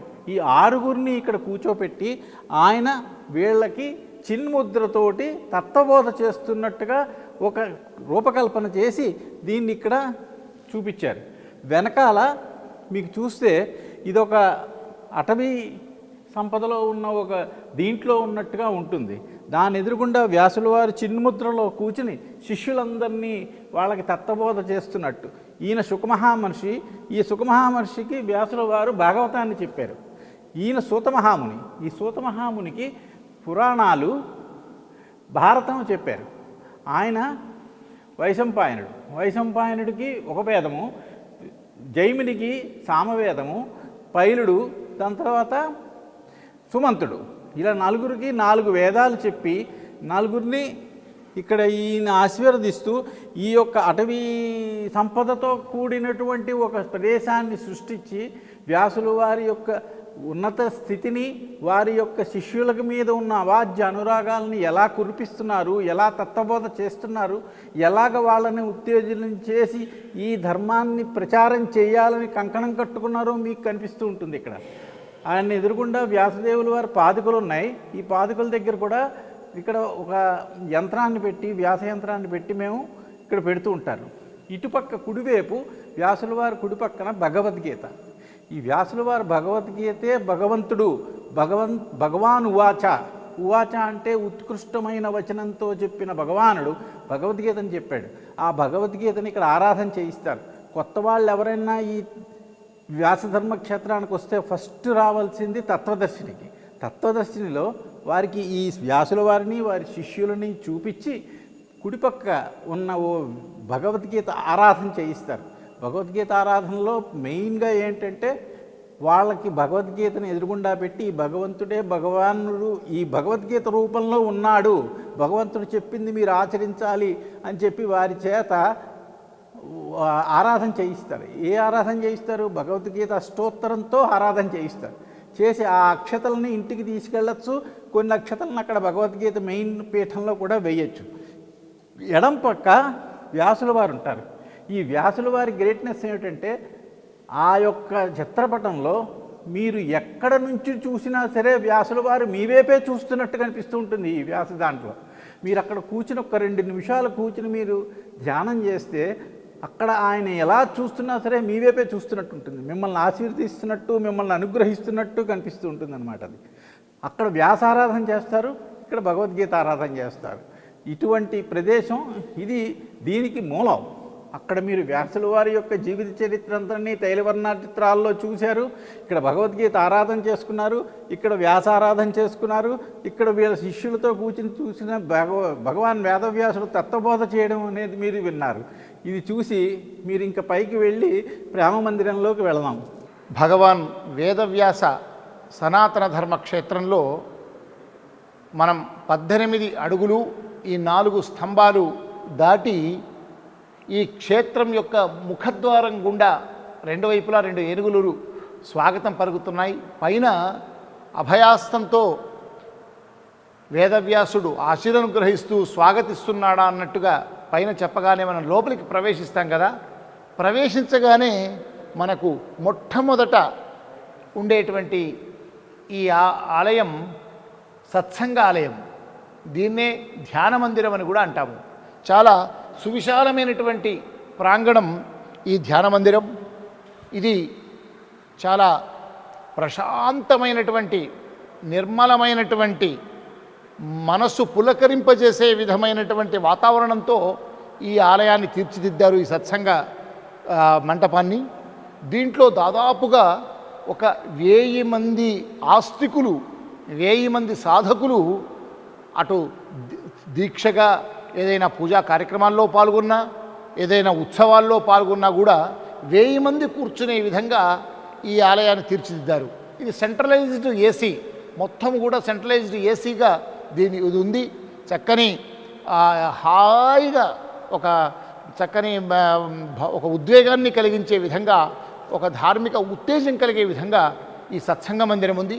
ప్రధానంగా మార్గశిర మాసం వ్యాసుడు యొక్క అవతరించినటువంటి ఒక అద్భుతమైనటువంటి వ్యాస భగవానుడికి ఇష్టమైనటువంటి వ్యాసం సర్వోత్కృష్టమైనటువంటి మార్గశిర మాసం.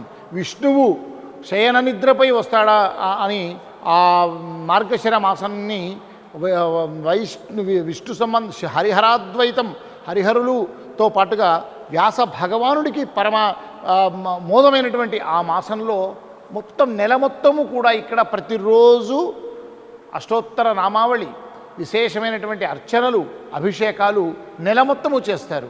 అంతేకాకుండా ప్రతి వసంత పంచమి రోజున వ్యాస పౌర్ణమి, వ్యాసుని జన్మదినమైనటువంటి ఆషాఢ శుద్ధ పౌర్ణమి రోజున విశేషంగా అక్షరాభ్యాసాలు చేస్తూ ఉంటారు.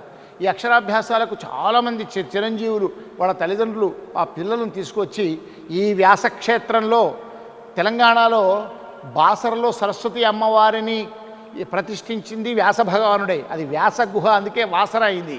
వ్యాసుడి ఉన్న చోట సరస్వతి అమ్మవారు ఉంటుంది. సరస్వతి అమ్మవారి కొలిస్తే, వ్యాసుని కొలిస్తే సరస్వతి అమ్మవారిని మనం పూజించినట్లే. అలాగే ఇక్కడ కూడా ఈ వ్యాసక్షేత్రంలో అక్షరాభ్యాసం కనుక చేస్తే సకల సనాతన వేదాంతానికి మాధ్యుడైనటువంటి వ్యాస భగవానుని అనుగ్రహం కలుగుతుందని ఇక్కడ అందరూ తమ తమ పిల్లలకు అక్షరాభ్యాసాన్ని చేయించడం కోసం ఉవ్విళ్ళురుతుంటారు. ఈ సువిశాల ప్రశాంతమైనటువంటి సకల వసతులతో కూడుకున్నటువంటి ఈ సత్సంగ మందిరంలో, ప్రవచన మండపంలో భాగవతం, భారతం, భగవద్గీత, అష్టాదశ పురాణాలకు సంబంధించి కూడా ఎవరైనా మహానుభావులు వచ్చినప్పుడు ఇక్కడ ప్రవచనాలను ఏర్పాటు చేసుకోవడానికి కూడా అనువైనటువంటి వసతులు, వాతావరణం ఏర్పాటు చేశారు. ఇక గురువుగారైతే ప్రతి వారం విశేషమైనటువంటి పర్వదినాల్లో వారు ప్రత్యేకంగా భగవద్గీతకు సంబంధించి, పురాణాలకు సంబంధించి, వేదవ్యాస భగవానుడి యొక్క తత్వం గురించి తరచూ ఈ సత్సంగంలో భక్త మహాశయులందరికీ కూడా వారు విశేషమైనటువంటి ప్రసంగాలు, ప్రవచనాలు అందిస్తుంటారు. ఇంకా ఇతర ఆధ్యాత్మిక ధార్మికవేత్తలు, స్వామీజీలు, యతీశ్వరులు వచ్చినప్పుడు కూడా వారు ఏ విధమైనటువంటి వ్యాస సంబంధమైనటువంటి పురాణాలు కానీ, వేదాలు కానీ, ఇతర ధార్మిక కార్యక్రమాల్లో ప్రవచనాలు అందించడం కూడా ఈ యోగ్యమైనటువంటి అద్భుతమైనటువంటి సర్వాంగ సుందరంగా ఒక ఆధ్యాత్మిక తేజస్సుతో ద్విగుణీకృతమైనటువంటి ఈ ప్రవచన మందిరం మొత్తం వేదవ్యాస సనాతన ధర్మ క్షేత్రంలో ఒక గొప్పనైనటువంటి మందిరం. భగవాన్ వేదవ్యాస సనాతన ధర్మ క్షేత్రంలో మనం మొదటి అంతస్తుకు వచ్చాము. ఇది ప్రేమ మందిరం. గురువుగారు, భవగ్ని గురువుగారు దీన్ని ప్రేమ మందిరంగా, ఎంతో ప్రేమగా ఈ ఆలయాన్ని నిర్మించుకున్నారు. ఏ భగవానుడైతే సనాతన ధర్మంలో ఆర్ష సంస్కృతిని మనకు అందించారో, ఇది సనాతన ధర్మం అని మనం ఎన్నెన్నో రూపాల్లో ప్రకటించుకుంటున్నామో, అవి వేదాలు కానీ, ఉపనిషత్తులు కానీ, దర్శనాలు కానీ, అష్టాదశ పురాణాలు కానీ, ఉపపురాణాలు కానీ, ఇంకా సమస్త వేదాంత సాహిత్యం, బ్రహ్మసూత్రాలు, ఇలాంటివన్నింటినీ మనకు ఎన్నో యుగ యుగాలుగా మనకు అమూల్య సంపదను ఈ సనాతన ధర్మం రూపంలో మనకు అందించిన ఆ వ్యాస భగవానుడి ఏకైక దివ్యమైన భవ్యమైనటువంటి మందిరం ఇక్కడ కొలువై ఉంది. ఇది ప్రపంచంలోనే ఒక అద్భుతమైన మందిరం. వ్యాస పౌర్ణమి రోజున, వ్యాసుడు జన్మించిన రోజున, వ్యాసుడు ఉదయించిన రోజున చాలా చోట్ల ఆశ్రమాల్లో, పీఠాల్లో, చాలా క్షేత్రాల్లో కార్యక్రమాలు జరుగుతాయి. కానీ ప్రత్యేకంగా వ్యాస భగవానుడికే ఒక భవ్యమైనటువంటి మందిరం ఏర్పాటు చేయడం అంటే అది సనాతన ధర్మాన్ని ఆచరించే ప్రతి ఆస్తికుడికి ఎంతో ఆనందకరమైనటువంటి విషయం. అలాంటి ఆస్తిక మహాజనులందరికీ ఒక గొప్పనైనటువంటి బహుమతిగా భవగ్ని గురువుగారు ఈ మందిరాన్ని అందించి మనందరికీ అంకితం చేశారు. ఆ 9 అడుగుల ఒక అలౌకిక ఆధ్యాత్మిక అనుభూతిని కలిగించే దివ్య భవ్యమైనటువంటి ఆ విగ్రహం, తిరుపతి నుంచి తీసుకొచ్చినటువంటి ఆ విగ్రహంతో కొలువై ఉన్న ఆ వేదవ్యాసుడి గర్భాలయానికి వెళ్ళే కన్నా ముందు ఒక ప్రదక్షిణంగా మనం ఇక్కడి నుంచి వెళ్ళాల్సి ఉంటుంది. ఆ ప్రదక్షిణ మార్గంగా మనం గర్భాలయంలోకి వెళ్ళి వేదవ్యాసుడి దర్శనాన్ని, ఆ వేదవ్యాసుడి యొక్క విశేషాలను, విశిష్టతలను, అక్కడి లోపల యొక్క వాస్తు రీతులను మనం అంతా తెలుసుకుందాం. ఈ సనాతన ధర్మ రాజధానిగా విలసిల్లబోతున్నటువంటి వేదవ్యాస భగవానుడి ఈ క్షేత్రంలో మొదటి అంతస్తులో ఉన్నాము. ముఖద్వారం వద్ద మనకు 2 హంసలు కనిపిస్తున్నాయి. అవి సత్వగుణానికి ప్రతీకగా ఆ 2 హంసలు కూడా పూర్ణ కుంభానికి 2 వైపులా స్వాగతిస్తూ ఉన్నాయి.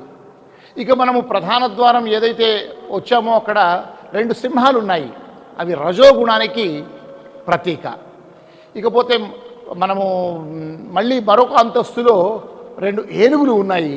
అవి తమో గుణానికి ప్రతీక. ఇలా తమో రజో సత్వ గుణాలకు ప్రతీకగా హంసలు, ఏనుగులు, సింహాలు ఒక్కొక్క మార్గం వద్ద ఒక్కొక్క విధంగా భక్త జనాన్ని స్వాగతించే అద్భుతమైనటువంటి కళ ఉట్టిపడే అన్ని వాస్తురీతులు, అంటే ఉత్తర దక్షిణాది, అదేవిధంగా అనేక మంది చోళులు, పల్లవులు, కాకతీయులు, ఇంకా ఎవరెవరో వివిధ కాలాలలో వివిధ రాజులు నిర్మించినటువంటి అద్భుతమైనటువంటి ఆలయ వాస్తు రీతులన్నీ కలగలిపి ఈ ఆలయాన్ని నిర్మాణంలో ప్రత్యేకమైనటువంటి ఒక ప్రణాళికను సిద్ధం చేస్తున్నారు.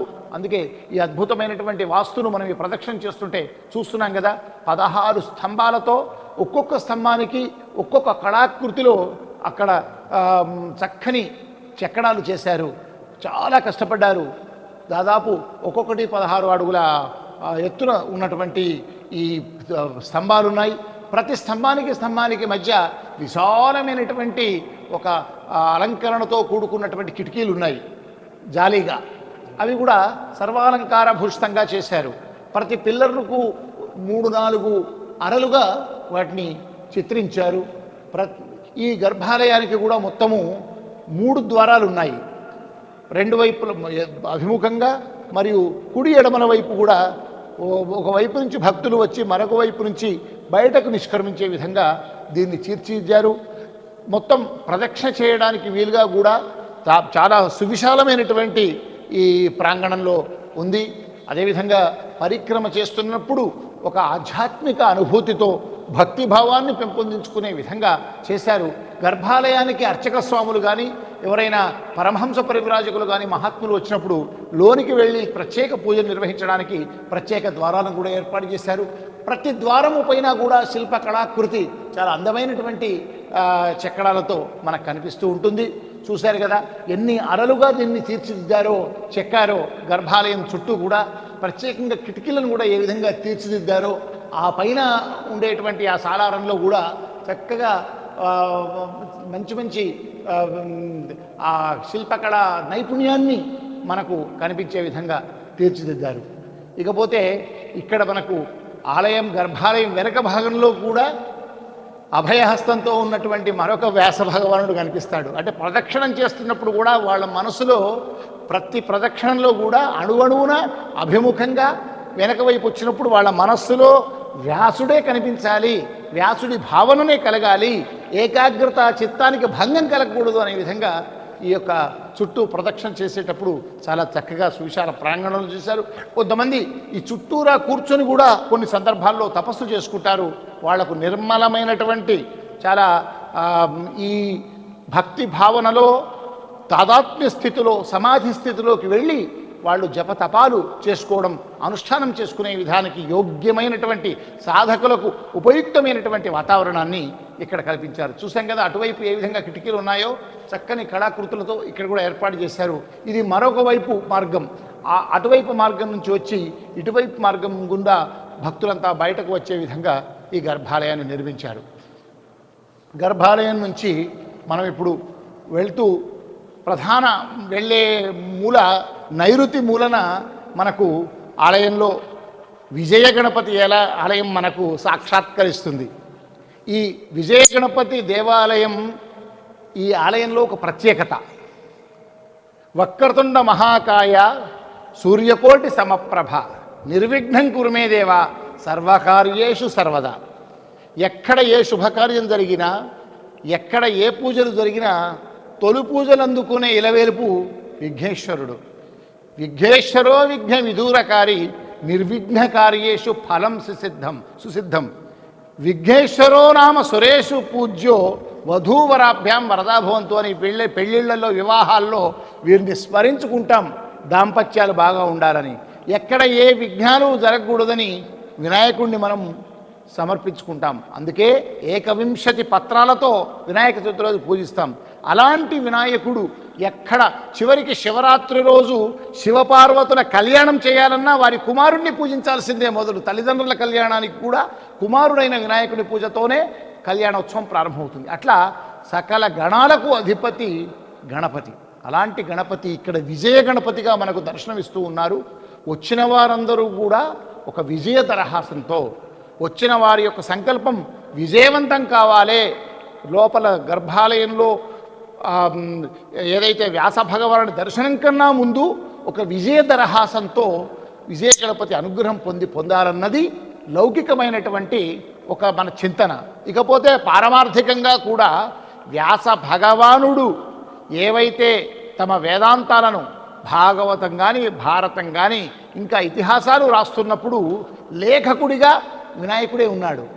పత్రాలపై లేఖనితో వ్యాసుడు చెప్పిందల్లా రాసే బాధ్యతను వినాయకుడు తీసుకున్నాడు. అంటే వ్యాసుడి లేఖకుడిగా వినాయకుడే ఉండడం సాక్షాత్తు విష్ణువు సమానమైన విష్ణువే అవతారమైనటువంటి ఆ వ్యాస భగవానుడికి వినాయకుడికి ఉండేటువంటి ఆ పారమార్థిక సంబంధం కూడా ఇక్కడ విజయ గణపతి రూపంలో మనం దర్శనం తీసుకొని వ్యాసుని దర్శించుకునే ఒక చక్కని సందేశం మనకిక్కడ ఈ గర్భాలయానికి వచ్చే ముందు నైరుతి మూలన ఆ గణపతి దర్శనం ద్వారా కలుగుతుంది. ఇప్పుడు మనం వినాయకుడికి నమస్కారం చేసుకుని గర్భాలయంలో కొలువై ఉన్నటువంటి ప్రధాన భగవానుడు ఈ సనాతన ధర్మక్షేత్రం యొక్క ఆ ప్రధాన దేవత ఆ వేదవ్యాస భగవానుని దర్శనం చేసుకుందాం.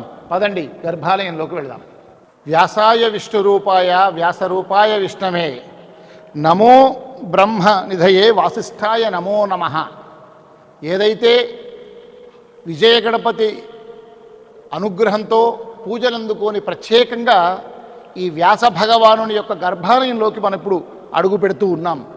చాలా సువిశాలమైనటువంటి ప్రాంగణం ఇది. ఈ గర్భాలయంలో ఎంతో ధీరోదాత్త గంభీరమైనటువంటి వదనంతో ఆ వ్యాస భగవానుడు మనకు దర్శనమిస్తూ ఉన్నాడు. పద్మపీఠంపై 9 అడుగుల ఎత్తున ఆ వ్యాస భగవానుడు పైన ఉన్నటువంటి జ్యోతి స్వరూపాన్ని వీక్షిస్తున్నట్టుగా మనకు కనిపిస్తాడు. అలాంటి ఆ భగవానుడి యొక్క విగ్రహం ప్రత్యేకంగా తిరుపతిలో గొప్పనైనటువంటి శిల్పాచార్యుల యొక్క నిర్మాణం చెక్కాక వారి ద్వారా ఈ విగ్రహాన్ని ఇక్కడికి తీసుకురావడం జరిగింది. ఈ గర్భాలయం కూడా చాలా విశాలమైనటువంటి ప్రాంగణం. 500 మంది సాధకులు ఇక్కడ కూర్చొని గర్భాలయంలో ఆ వ్యాస పూజలో పాల్గొనే అవకాశాన్ని కల్పించారు చుట్టూ పరిక్రమ చేసి వచ్చాక. ఈ ప్రాంగణం ఒక ధ్యాన మందిరంలాగా ఉంటుంది, ఒక ప్రేమ మందిరంలాగా ఉంటుంది, ఒక అనుష్ఠాన మందిరంలాగా ఈ సకలమైనటువంటి ఆస్తికులకు ఇది గొప్పనైనటువంటి సాధనకు యోగ్యమైనటువంటి ప్రదేశంగా ఈ వ్యాస భగవానుడి యొక్క ఆలయం మనకు కనిపిస్తుంది. మనం అనుకున్నాం కదా, సనాతన ధర్మంలో వేదాలు, ఉపనిషత్తులు, పురాణాలు, ఉపపురాణాలు, బ్రహ్మసూత్రాలు ఇలా అనేకమైనటువంటి సనాతన ధర్మ సాహిత్యాన్ని మొత్తాన్ని వెలకట్టలేని సాహిత్యాన్ని మనకు అందించినటువంటి ఆ మహానుభావుడు సాక్షాత్తు విష్ణు స్వరూపమైనటువంటి ఆ వ్యాస భగవానుడి ఏకైక ఆలయం ప్రపంచంలో విశ్వంలో ఇక్కడ కొలువై ఉంది. ఈ ఆంధ్రప్రదేశ్ రాజధానిలోని పల్నాడు జిల్లా అమరావతి మండలంలో వైకుంఠపురంలో ఈ అద్భుత ఆలయం కొలువై ఉంది. భవగ్ని గురువుగారు అందించినటువంటి గొప్పనైనటువంటి ఆలయం ఇది. పూర్తిగా కృష్ణశిలతో చూడండి, ఎంత చూస్తేనే ఒక రకమైనటువంటి భావోద్వేగం కలుగుతుంది. ఆ విగ్రహాన్ని చూడగానే గంభీరమైనటువంటి వ్యాస మహర్షి నిజంగానే బద్రికావనంలో కూర్చొని ఆ ఒక తపోదీక్షతో వారు మనల్ని అనుగ్రహిస్తున్నారా, తపస్సులోనే ఉండి మనల్ని అనుగ్రహిస్తున్నారా అన్నట్టుగా గర్భాలయంలో 9 అడుగుల కృష్ణశిలతో స్వామివారు మనకు దర్శనమిస్తున్నారు.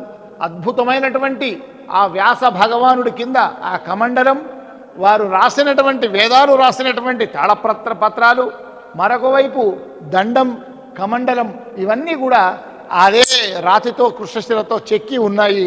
వీటన్నింటికీ ప్రతిరోజు పూజ జరుగుతాయి. దక్షిణాంనాయ శృంగేరి శారదా పీఠాధీశ్వరులు జగద్గురు శంకరాచార్య శ్రీ శ్రీ శ్రీ భారతీతీర్థ మహాస్వామి వారు స్వయంగా మీరు కృష్ణశిలతో తయారు చేయండి అని వారు అనుగ్రహించారు. ఆ వారి యొక్క సూచన ప్రకారమే తిరుపతిలో నిపుణులైనటువంటి శిల్పాచార్యుల ద్వారా ఈ శిల్పాన్ని వ్యాస భగవానుడి విగ్రహాన్ని తయారు చేసి చిన్ముద్రతో ఉన్నటువంటి 9 అడుగుల ఎత్తైన ఈ విగ్రహాన్ని ఇక్కడికి తీసుకొచ్చి ప్రతిష్ఠించడం జరిగింది. అదేవిధంగా ఆ పద్మపీఠం కింద మరొక పీఠం ఉంది. ఆ పీఠంలో ప్రాణమట్టం ఉంది. ప్రాణమట్టంపై కొలువై ఉన్నారు. పైన విష్ణు స్వరూపమైతే ఇక్కడ శివస్వరూపంగా మనకు అభేదంగా కనిపిస్తారు. ప్రాణమట్టం ఎక్కడైతే లింగానికి ప్రాణమట్టం ఉంటుందో అలాంటి ప్రాణమట్టం కింద కనిపిస్తుంది. అందుకే శివాయ విష్ణురూపాయ శివరూపాయ విష్ణువే శివస్య హృదయం విష్ణుస్య హృదయం శివ అన్నట్టు శివ విష్ణువ అభేదం లేదనేటువంటి ఒక అద్వైత భావన కూడా ఇక్కడ కల్పిస్తుంది. అందుకే ఇక్కడ 18 ఇంచుల అంగుళాల సువర్ణ ఉత్సవమూర్తి ఆ వ్యాస భగవానుడి విగ్రహం. అది విధుశేఖర భారతీ స్వామి వారు దక్షిణాంనాయ శృంగేరి శారదాపీఠం జగద్గురువులు శ్రీ శ్రీ శ్రీ విధుశేఖర భారతీ స్వామి వారి యొక్క సూచన మేరకు పంచలోహాల్లో అధిక భాగం సువర్ణం కలిపి ఆ విగ్రహాన్ని తయారు చేశారు. అది స్వర్ణాలంకార భూషితంగా ఎంత బాగా చమక్గా మెరుస్తుంది ఆ విగ్రహం. ప్రతిరోజు ఆ విగ్రహానికి అభిషేకాలు జరిగి ప్రత్యేక అర్చనలు జరిగి ఆ స్వామివారి యొక్క పూజలు జరుగుతాయి. అలా విశేషమైనటువంటి అర్చనలు మూల విగ్రహానికి, అదేవిధంగా ఉత్సవ విగ్రహానికి కూడా అది ఆషాఢ పౌర్ణిమ గురు పౌర్ణమి రోజు కానీ అదే వ్యాస పౌర్ణమి రోజు, ఇంకా వసంత పంచమి, ఇతర విశేష సందర్భాలు, వార్షికోత్సవాల సందర్భంలో, ఇంకా ప్రత్యేక సందర్భాల్లో కూడా మూల విరాట్టుకు విశేష పూజలు జరుగుతాయి.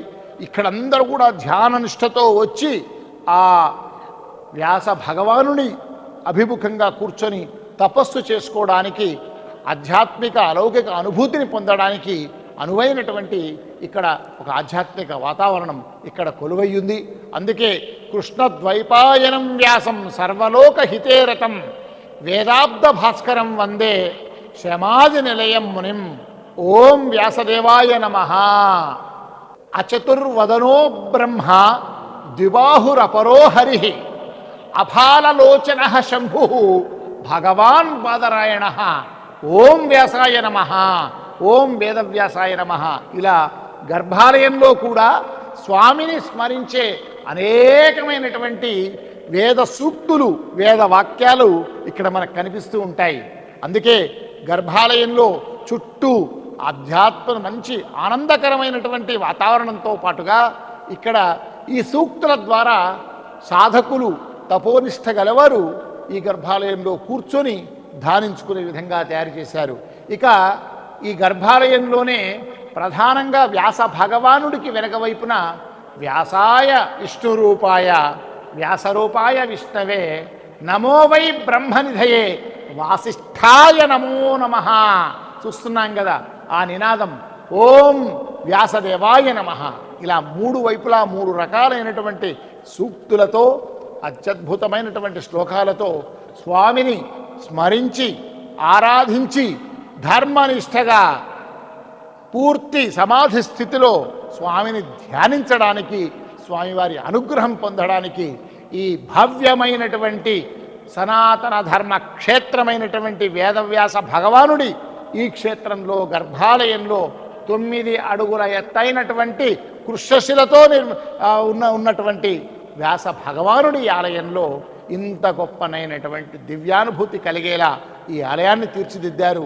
ఒక్కరోజు ఇక్కడికి విచ్చేసి కొన్ని క్షణాలైనా గర్భాలయం ముందు కూర్చొని తాదాత్మ్య చిత్తంగా మంత్ర దీక్షగా ధర్మదీక్షతో స్వామిని ఆరాధిస్తే మన జీవితంలో ఎన్నెన్నో తెలియని అనుభవాలు, ఎన్నెన్నో పూర్వజన్మ ఫలితం, అదేవిధంగా మన జన్మ సార్థకమవుతుంది, అదేవిధంగా మళ్ళొక జన్మ ఉండదు అనే విధంగా స్వామివారి అనుగ్రహం మనకు కలుగుతుందని మనకు పెద్దలు మహాత్ములు తెలియజేశారు. కనుక ఒక్కసారైనా జీవితంలో ఈ వేదవ్యాసుడి యొక్క ప్రత్యేక ఈ క్షేత్రానికి విచ్చేసి స్వామిని ఆరాధించి స్వామి అనుగ్రహం పొంది ప్రతి ఒక్కరూ తరించాలని సమస్త ఆస్తిక భక్త కోటిని సవినయంగా ప్రార్థిస్తూ ఉన్నాం.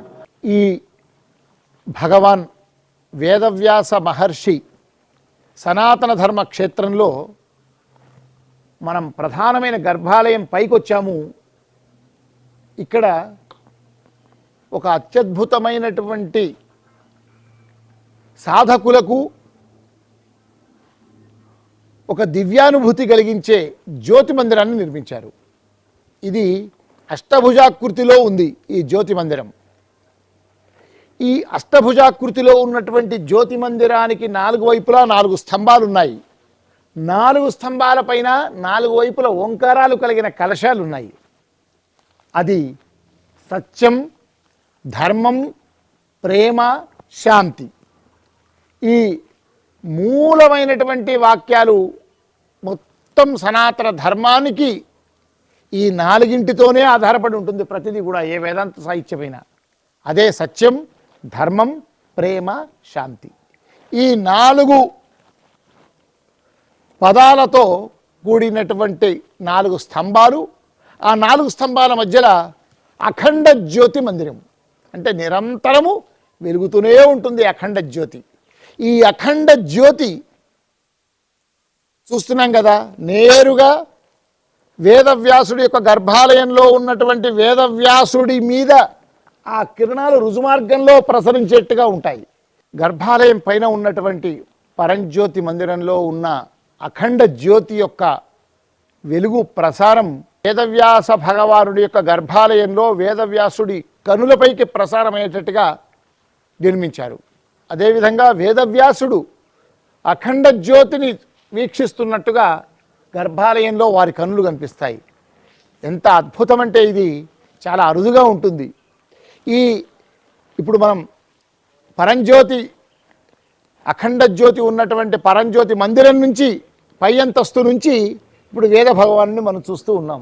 ఇది గొప్పనైనటువంటి దివ్యమైన అనుభూతి.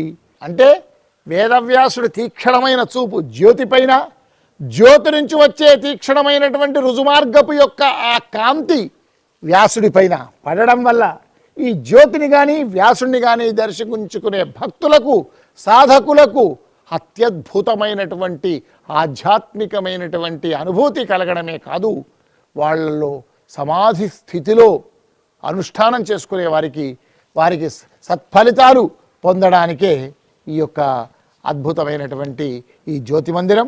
ఈ మందిరం పేరు పరంజ్యోతి మందిరంగా గురువుగారు ఏర్పాటు చేశారు. ఈ పరంజ్యోతి మందిరంలో ఉండేటువంటి జ్యోతిని 4 స్తంభాల చుట్టూ అష్టాభుజాకృతిలో ఉన్న ఈ పరంజ్యోతి మందిరం చుట్టూ ప్రదక్షిణం చేసిన అద్భుతమైనటువంటి పరంజ్యోతి యొక్క ప్రభావం మన మీద కూడా పడి మనలో ఒక గొప్పనైనటువంటి ఫలితాలు మనం సాధించవచ్చు. మన యొక్క పరిపక్వ దశకు మన సాధనను వెళ్ళవచ్చు అనే దానికి ఈ పరంజ్యోతి మందిరం యొక్క దర్శన ఫలితం కలుగుతుందని ఇక్కడ దీన్ని నిర్మించారు. ఇది గొప్పనైనటువంటి ఈ క్షేత్రంలో ఉంది. వ్యాస భగవానుడి దివ్యమైనటువంటి సూక్తులలో ఆయో ఉపనిషత్తుల్లో ఉన్నటువంటి మహావాక్యాలు కొన్ని ఈ అష్టభుజాకృతిలో ఉన్నటువంటి పరంజ్యోతి మందిరం చుట్టూ సాధకులు జపం చేసేటట్టుగా అవి ఏర్పాటు చేశారు.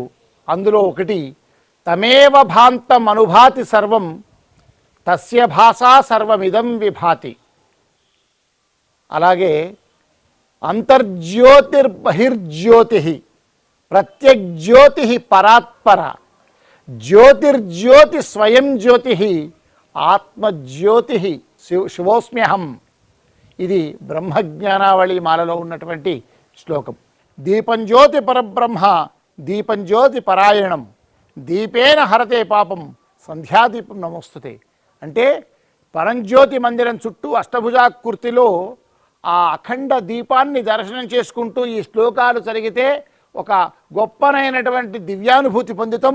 ఎన్నో ఫలితాలను మనము పొందుతామనడానికి ఇక్కడ అనుకూలంగా చేశారు. అదేవిధంగా ఈ భవిజ్ఞ గురువుగారు స్వయంగా ఏరుకోరి నేనెవరు అనే దానికి ఒక నిర్వచనాన్ని చూపించారు. ఎవరు నేను అనేటువంటి తత్వచింతన చేసినప్పుడు భవజ్ఞ గురువు గారు వారి యొక్క అన్వేషణలో చేసినటువంటి విషయం మొత్తము 6 కోణాల్లో 6 వృత్తాల్లో వారిని చూపించారు. ఒకటి అన్నమయ కోశం, రెండవది ప్రాణమయ కోశం, మనోమయ కోశం, విజ్ఞానమయ కోశం, ఆనందమయ కోశం. ఇలా ఈ విధమైనటువంటి పంచకోశాలకు అతీతంగా ద్రష్టగా ఉండి సర్వాన్ని ప్రకాశింపజేస్తున్న ఆత్మజ్యోతి స్వరూపమే నీవని అనుభవంగా నిన్ను నీవు తెలుసుకో అని వారు నేనెవరు అనే దానికి చక్కని నిర్వచనాన్ని ఇచ్చారు. మరొక వైపు ఈ అష్టభుజ ఆకృతిలోనే మరొకటి యదాదిత్యగతం తేజో జగద్భాసయతేఖిలం యచ్చంద్రమసి యచ్చాగ్నౌ తత్తేజో విద్ధి మామకం. ఇది భగవద్గీతలో ఉన్నటువంటి 15వ అధ్యాయంలోని 12వ శ్లోకం. న తత్ఫాసయతే సూర్యో న శశాంకో న పావకః యద్గత్వా న నివర్తంతే తద్ధామ పరమం మమ. ఇది భగవద్గీతలోని 15వ అధ్యాయంలోని 6వ శ్లోకం. ఇలా అనేకమైనటువంటి అద్భుతమైనటువంటి శ్లోకాలను ఈ అష్టాభుజి ఆకృతిలో ఉన్నటువంటి పరంజ్యోతి మండపంలో ఏర్పాటు చేశారు. ఇక మరొక వైపు మరొక అద్భుతమైనటువంటి భగవద్గీత శ్లోకాన్ని మనకు అందించారు. జ్యోతిషామపి తజ్జ్యోతి తమసః పరముచ్యతే జ్ఞానం జ్ఞేయం జ్ఞానగమ్యం హృది సర్వస్య విష్ఠితం. భగవద్గీతలోని 13వ అధ్యాయంలోని 17వ శ్లోకం ఇది. ఇక యోంతః సుఖోంతరారామః తథాంతర్జ్యోతిద్రేవయః సయోగి బ్రహ్మ నిర్వాణం బ్రహ్మభూతోధిగచ్చతి బ్రహ్మభూతోధిగచ్చతి. భగవద్గీతలోని 5వ అధ్యాయంలోని 24వ శ్లోకం. ఇలా జ్యోతి గురించి, ఆ పరంజ్యోతి గురించి, ఆ అఖండ జ్యోతి గురించి, ఆ జ్యోతిని దర్శించుకున్నప్పుడు ఆ అఖండ జ్యోతి అష్టాభుజ ఆకృతి యొక్క ఆలయం చుట్టూ ప్రదక్షిణ చేసినప్పుడు ఈ పురాణాల్లో, ఉపనిషత్తుల్లో ఆ వేదవ్యాస భగవానుడు అందించిన దివ్యమైనటువంటి ఈ సూక్తులను, ఈ శ్లోకాలను చదివితే పరమాద్భుతమైనటువంటి అనుభూతితో పాటు మనము అనేకమైనటువంటి పుణ్య ఫలాన్ని పొందుతామనడానికి ఈ అష్టాభుజాకృతిలో అనేకమైనటువంటి శ్లోకాలను అందించారు. మీరు ఒక్కసారి చూస్తున్న వీక్షకులు ఇప్పుడు వీటిని ఒక్కసారి పఠించి మీరు ఆ అనుభూతిని, ఆ పుణ్య ఫలాన్ని పొందాలని, ఎప్పుడో జీవితంలో ఒకసారి ఈ ఆలయాన్ని దర్శించుకోవాలని మీ అందరినీ కూడా నేను సవినయంగా కోరుతూ ఉన్నాను. భవగ్ని గురుదేవులు నిర్మించినటువంటి దివ్య భవ్యమైనటువంటి భగవాన్ శ్రీ వేదవ్యాస సనాతన ధర్మక్షేత్రంలో గర్భాలయం పైన మంటపం ఉందో ఆ మంటపం మీద ఒక సమాధి స్థితిలో తపోసిద్ధంగా అనుష్ఠానం చేసుకోవడానికి ఒక ధ్యాన మందిరాన్ని ఏర్పాటు చేశారు. ఆ మందిరం అభిముఖంగా మందిరం పక్కనే గర్భాలయం యొక్క గోపురం ఉంటుంది. ఆ గోపురానికి కూడా మళ్ళీ వేదవ్యాసుడు మనల్ని అభయముద్రతో అనుగ్రహిస్తూ ఉంటారు. ఆ అభయముద్రతో వేదవ్యాసుడు తపోదీక్షలో ఉండి మనం అనుగ్రహిస్తుంటే ఈ సమాధి స్థితిలో మనం అనుష్ఠానం చేసుకోవడానికి, తాదాత్మ్య స్థితిలో తపస్సు చేసుకోవడానికి సాధకులందరూ కూడా ఉపయుక్తంగా పూర్తి నిర్మలమైనటువంటి ప్రశాంతమైనటువంటి ఆధ్యాత్మిక భావనతో, అలౌకిక అనుభూతితో ఒకవైపు కృష్ణానది, ఒకవైపు పర్వత శ్రేణి, మరొక వైపు ప్రకృతి సౌందర్యం మధ్య కొలువై ఉన్నటువంటి ఈ ధ్యాన మందిరంలో మనమంతా ఒక స్థిత ప్రజ్ఞతతో, యోగ సాధనతో ఆ స్వామివారిని, ఆ వేదవ్యాస భగవానుని స్మరించుకుంటూ ధ్యానం చేసుకుంటే సులభంగా సమాధి స్థితిలోకి వెళ్ళి మన యొక్క కార్య సాధనలో మనం కృతకృత్యుతులం అవుతామనడానికి ఈ మందిరం ఎవరైనా విచ్చేసి సాధకులు ఇక్కడ సమాధి స్థితిలోకి వెళ్ళే విధంగా మీరు ధ్యానం చేసుకోవడానికి విచ్చేయవలసిందిగా కోరుతూ, ఈ సమాధి స్థితి ధ్యాన మందిరాన్ని కూడా మీరందరూ కూడా ఒక్కసారి దర్శించుకోవాలని, వీలున్నప్పుడు ఇక్కడికి ఇచ్చేసి మీరు కూడా ఇక్కడ సాధన చేసుకోవాలని మిమ్మల్ని అందరినీ కోరుతూ ఉన్నాం. దర్శనం